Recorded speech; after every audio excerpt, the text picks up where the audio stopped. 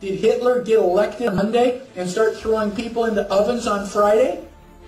No, it was a gradual process. The first thing that Hitler did was start to write newspaper articles.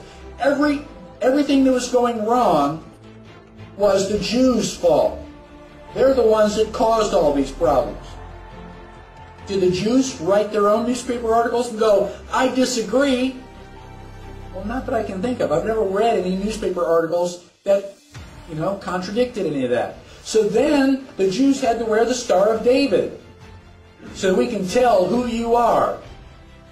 Did they say, no, that's a violation of my privacy. I don't have to tell you whether, I'm Jewish or not. No, the Jews decided, well, it's a religious symbol. We love God. We should be proud to wear the Star of David. Eventually, the Germans came in and they broke all of the windows in all of the Jewish businesses in one weekend. Saturday night was known as Kristallnacht, which is German for Night of Glass. You couldn't walk up and down the sidewalks because they were filled with glass. Did the Jews rise up and say, now, damn it, you're violating my property, you shouldn't do that? No.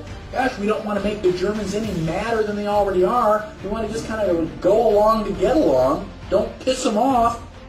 They've got guns. Eventually, the Germans are loading them up into cattle trailers on the train. Where do you think you're going? On vacation? Where do you think they're going to take you? Well, now you're cold and naked and they're walking you into the ovens where you're going to go to mass execution. Is it time now to raise your hand and say, I tend to disagree with all of this? Bang! You're dead. It's too late to complain. You should have complained at the beginning when you at least had a chance. My question to you, and I don't expect you to answer it, just think about it in your head. How bad do things have to get before you do something? Do they have to take away all your property? Do they have to license every activity that you want to engage in? Do they have to be throwing you on cattle cars before you start to say, now wait a minute, I don't think this is a good idea?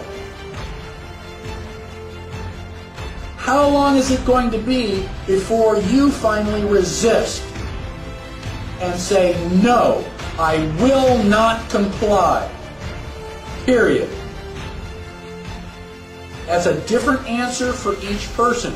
Ask yourself now, because sooner or later you're going to come to that line, and when they cross it, what are you going to say? Well, okay, cross this line. Okay, now cross that line. Okay, now cross this line. And pretty soon, you're in a corner.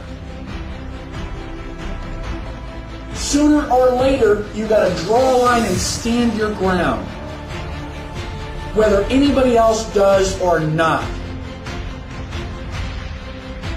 That is what liberty is all about.